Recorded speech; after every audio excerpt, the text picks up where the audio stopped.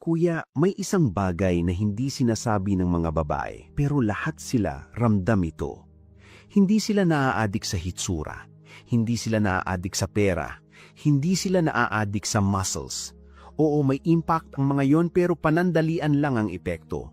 Ang tunay na nakakaadik sa kanila ay ang lalaking may presensya na dumidikit sa isip nila kahit tapos na ang araw. Yung tipong hindi nila makakalimutan. Yung tipong hinahanap ng sistema nila kahit ayaw nilang aminin. At ang mga lalaking ganito ay may 7 katangian na hindi kayang i-resist ng babae. Magsimula tayo sa unang katangian. Ang lalaking may tahimik na confidence. Hindi ito yabang, hindi ito loud energy, hindi ito alpha acting.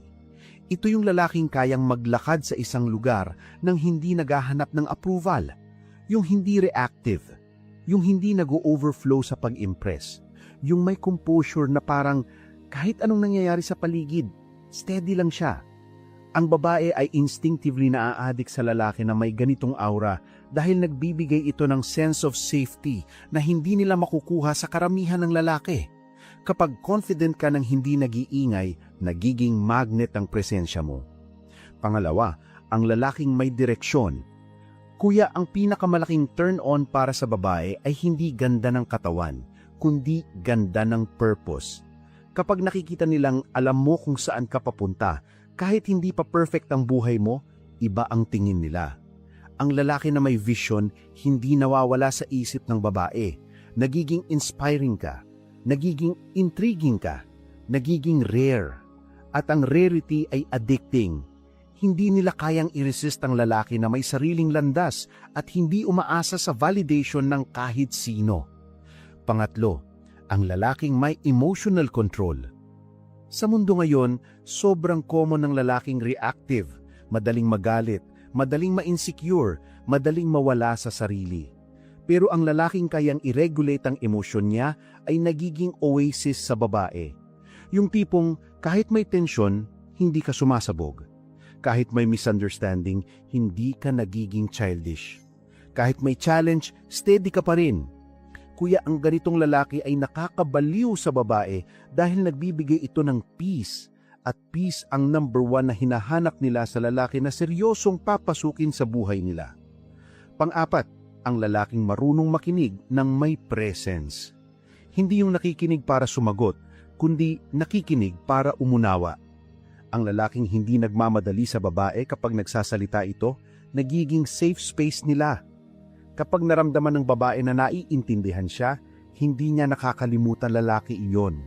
At sa psychology, ito ang isa sa pinakamalalakas na root ng emotional addiction. Nakaka-addict ang lalaki na may malalim na atensyon dahil bihira sila. Pang-5, ang lalaking may boundaries. Kuya, akala ng maraming lalaki, turn off sa babae ang pagiging strict sa sarili. Pero hindi. Ang turn off ay yung lalaking walang stand, walang prinsipyo, walang limits. Ang babae ay naaadik sa lalaki na may backbone. Kapag sinabi mong hindi ka okay sa isang bagay at hindi mo iyon binabawi, nagiging attractive ka. Kapag hindi ka yes man, nagiging interesting ka. Kapag may standards ka, nagiging mahirap kang i-replace. At ang hirap palitan ay isa sa pinaka-addictive traits. Pang-6, ang lalaking may sariling mundo. Yung may hobbies, may growth, may discipline, may life outside the woman. Kuya, ang lalaki na hindi umiikot ang mundo sa babae ay hindi madaling makontrol at hindi madaling mawala ang sarili. Ito ang dahilan kung bakit mas nag-i-invest ng babae sa lalaki na independent. Ang independence ay hindi coldness. Ito ang signal na kaya mong mabuhay ng may alignment. At ang ganitong klaseng lalaki ay nag-i-ignite ng respeto. At kapag may respeto, may attraction. At kapag may attraction, nagiging cycle ng emotional addiction. At pang-7, kuya, ang lalaking may kindness na hindi weak. Yung marunong maging gentle pero may backbone. Yung marunong magbigay ng comfort pero hindi nagpapagamit. Yung marunong magpakita ng empathy pero hindi nagpapababa sa sarili. Ang ganitong lalaking balance ang strength and softness ay sobrang bihira. At ang rarity palagi ang pinaka-addicting. Kuya, habang pinakakinggan mo ito, marahil naiintindihan mo na. Hindi ito tungkol sa pagiging perfect. Ito ay tungkol sa pagbuo ng karakter na hindi madaling makita. Karakter na kapag meron ang isang lalaki, nagiging unforgettable siya sa kahit sinong babae. Kuya, kung naramdaman mong may tumama sa iyo sa mga sinabi ko kanina, hindi iyon aksidente. Dahil ang karamihan ng lalaki ngayon ay nakalilimutan ng pinakaugat ng attraction. Akala nila kailangan nilang maging sobrang gwapo, sobrang built, sobrang mayaman, o sobrang interesting sa social media. Pero ang totoo, ang babae ay nag-i-invest hindi sa hype, kundi sa depth. At dito lumalabas ang isa pang napakalakas na katangian na nakaka-addict sa kanila. Ang lalaking consistent. Hindi mo kailangan maging perfect. Hindi mo kailangan maging sobrang disciplined sa bawat minutong dumadaan. Pero kapag sinabi mong gagawin mo ang isang bagay at ginawa mo, ibang level ng respeto ang binibigay ng babae sa iyo. Kapag kaya mong panindigan ang salita mo, nagiging stable ka sa mata nila. At ang stability ay comfort. Ang comfort ay trust. At ang trust, kuya, ay isa sa pinaka-addicting na foundation na maaari mong ibigay sa isang babae. Kasunod nito, ang lalaking hindi natitinag ng external validation. Kapag ang lalaki ay kailangan ng approval ng lahat para magkaroon ng sense of worth, mabilis siyang mabasag. Pero ang lalaking grounded sa sarili, hindi takot sa rejection, hindi takot sa silence, hindi takot na hindi magustuhan, ay nagiging free. At ang lalaking free ay nagiging attractive. Kapag hindi ka madaling maapektuhan ng opinyon ng iba, nagiging unpredictable ka sa magandang paraan, nagiging intriguing ka, at ang intrigue ay gasolina ng attraction.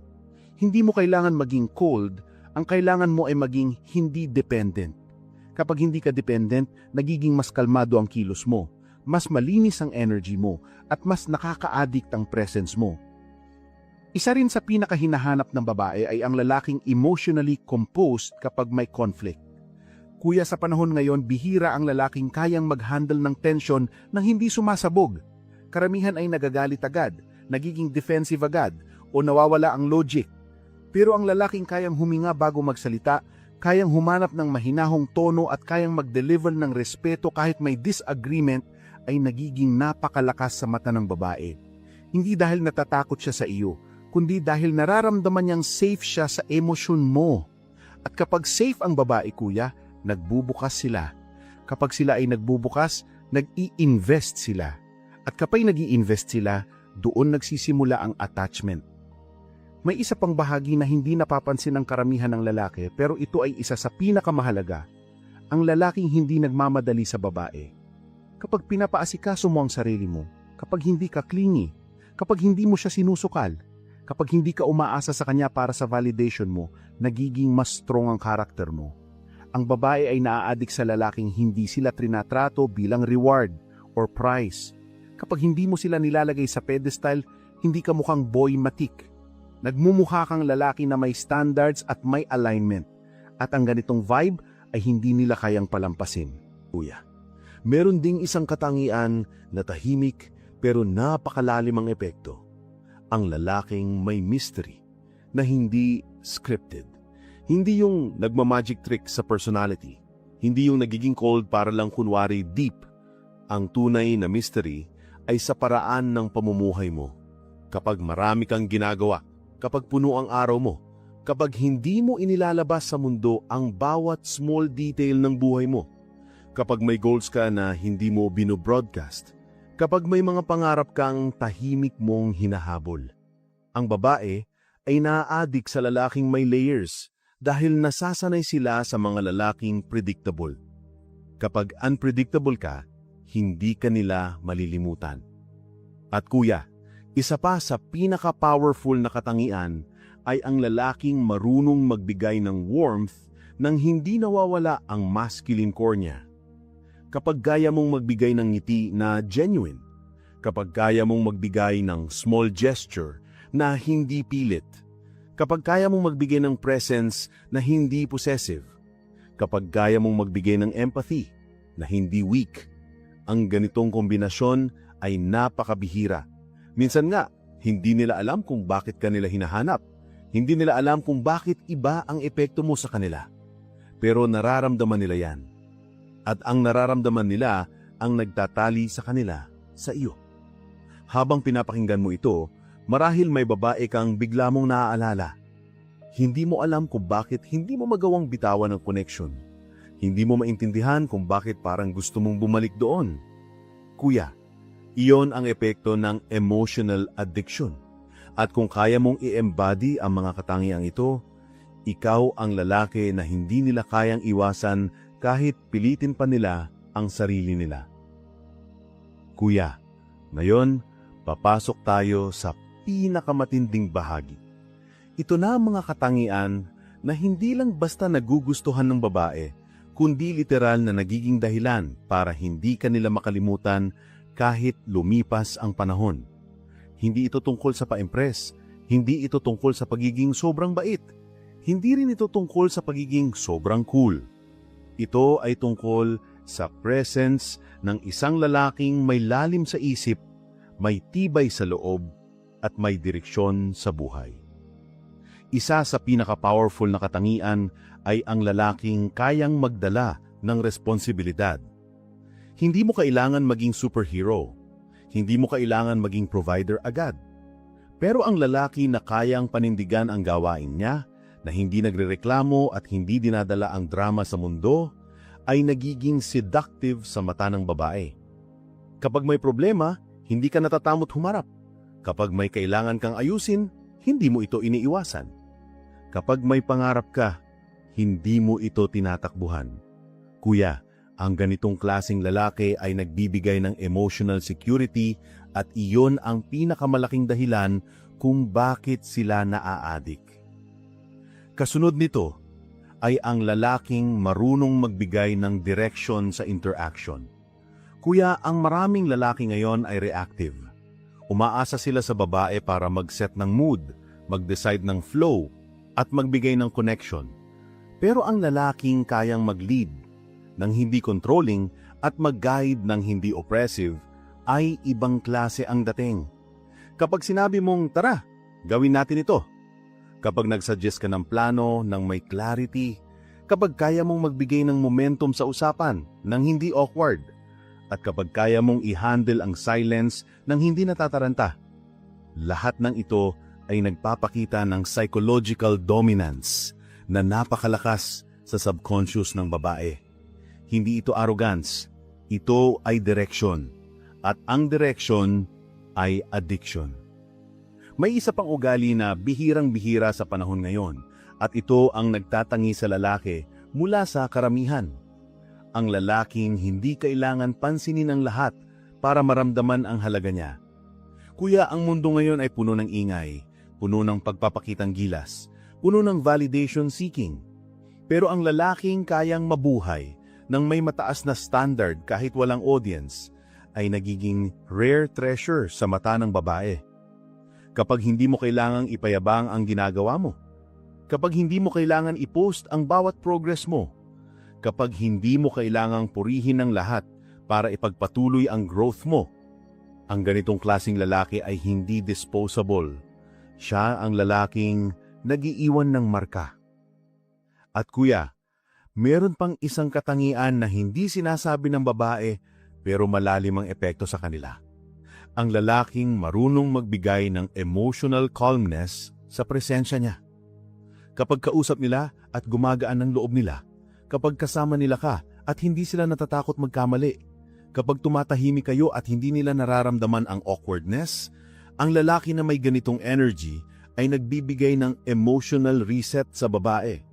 At dahil bihira ito, sila mismo ang gumagawa ng paraan para manatili ka sa buhay nila. Hindi nila ito binibigkas, pero ramdam mo sa paraan nilang pagtrato sa iyo.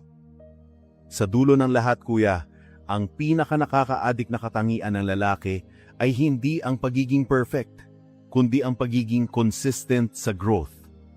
Kapag araw-araw nagiging mas maayos ka, kapag hindi mo ginagamit ang trauma bilang dahilan para hindi magbago, kapag hindi mo ginagamit ang babae bilang source ng identity mo, kapag ang buhay mo ay gumagalaw paakyat kahit unti-unti, kapag nagiging mas grounded ka, mas intentional ka, at mas malinaw ang iyong direksyon, ang babae ay naa-addict sa lalaking may momentum. Hindi dahil gusto nilang sumabit, kundi dahil ang ganitong klaseng lalaki ay nagiging source ng inspiration at emotional safety sa parehong panahon. Kaya kuya, habang pinapakinggan mo ito, tanungin mo ang sarili mo. Ilan sa mga katangiang ito ang nasa iyo na? Ilan ang kailangan mong buuin? Ilan ang kailangan mong alisin? Dahil sa bandang huli, hindi mo kontrolado ang nararamdaman ng babae, pero kontrolado mo kung anong klaseng lalaki ang lumalabas sa mundo. At ang lalaking may disiplina, may character, at may direksyon ay hindi lang nagiging desirable, nagiging unforgettable siya. Kuya, kung handa ka nang iangat ang sarili mo sa level na hindi kayang tapatan ng karamihan, unti-unti mong buuin ang 7 katangiang ito. Dahil kapag na-embody mo ang mga ito, hindi mo na kailangan habulin ang koneksyon. Ang koneksyon mismo ang hahanap sa iyo.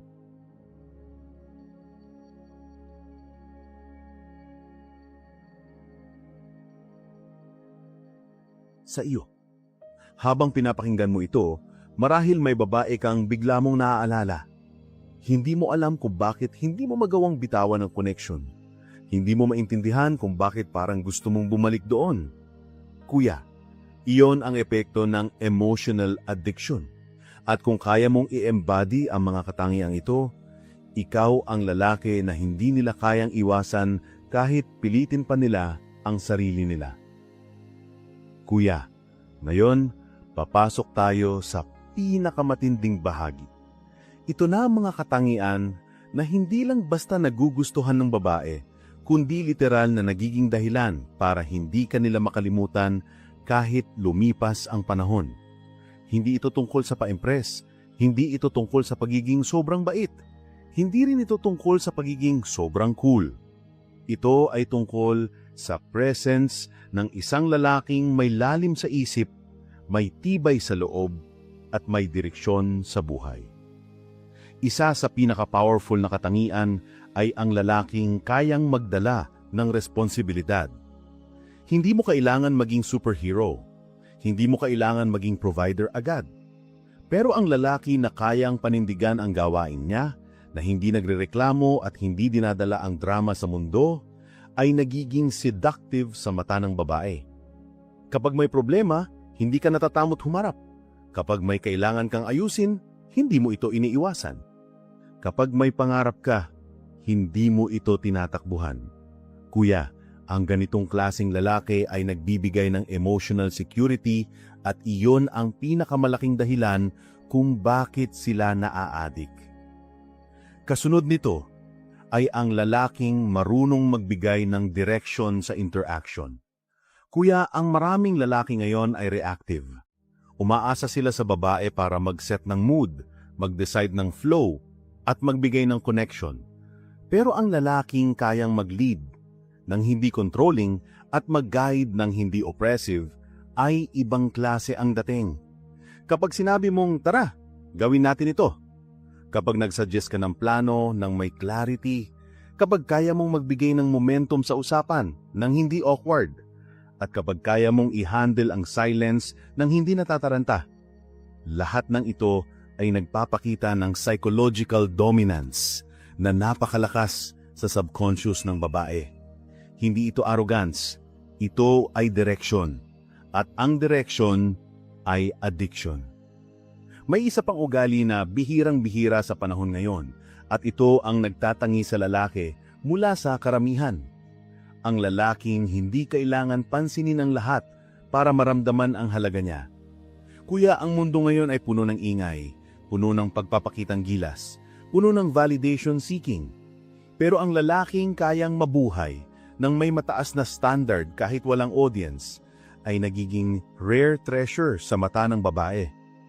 Kapag hindi mo kailangang ipayabang ang ginagawa mo, kapag hindi mo kailangan i-post ang bawat progress mo, kapag hindi mo kailangang purihin ng lahat para ipagpatuloy ang growth mo, ang ganitong klaseng lalaki ay hindi disposable. Siya ang lalaking nag-iiwan ng marka. At kuya, Meron pang isang katangian na hindi sinasabi ng babae pero malalim ang epekto sa kanila. Ang lalaking marunong magbigay ng emotional calmness sa presensya niya. Kapag kausap nila at gumagaan ng loob nila, kapag kasama nila ka at hindi sila natatakot magkamali, kapag tumatahimik kayo at hindi nila nararamdaman ang awkwardness, ang lalaki na may ganitong energy ay nagbibigay ng emotional reset sa babae. At dahil bihira ito, sila mismo ang gumagawa ng paraan para manatili ka sa buhay nila. Hindi nila ito binibigkas, pero ramdam mo sa paraan nilang pagtrato sa iyo. Sa dulo ng lahat, kuya, ang pinaka-nakaka-addict na katangian ng lalaki ay hindi ang pagiging perfect, kundi ang pagiging consistent sa growth. Kapag araw-araw nagiging mas maayos ka, kapag hindi mo ginagamit ang trauma bilang dahilan para hindi magbago, kapag hindi mo ginagamit ang babae bilang source ng identity mo, kapag ang buhay mo ay gumagalaw paakyat kahit unti-unti, kapag nagiging mas grounded ka, mas intentional ka, at mas malinaw ang iyong direksyon, ang babae ay naa-addict sa lalaking may momentum. Hindi dahil gusto nilang sumabit, kundi dahil ang ganitong klaseng lalaki ay nagiging source ng inspiration at emotional safety sa parehong panahon. Kaya kuya, habang pinapakinggan mo ito, tanungin mo ang sarili mo. Ilan sa mga katangiang ito ang nasa iyo na? Ilan ang kailangan mong buuin? Ilan ang kailangan mong alisin? Dahil sa bandang huli, hindi mo kontrolado ang nararamdaman ng babae, pero kontrolado mo kung anong klaseng lalaki ang lumalabas sa mundo. At ang lalaking may disiplina, may character, at may direksyon ay hindi lang nagiging desirable, nagiging unforgettable siya. Kuya, kung handa ka nang iangat ang sarili mo sa level na hindi kayang tapatan ng karamihan, unti-unti mong buuin ang 7 katangiang ito. Dahil kapag na-embody mo ang mga ito, hindi mo na kailangan habulin ang koneksyon. Ang koneksyon mismo ang hahanap sa iyo.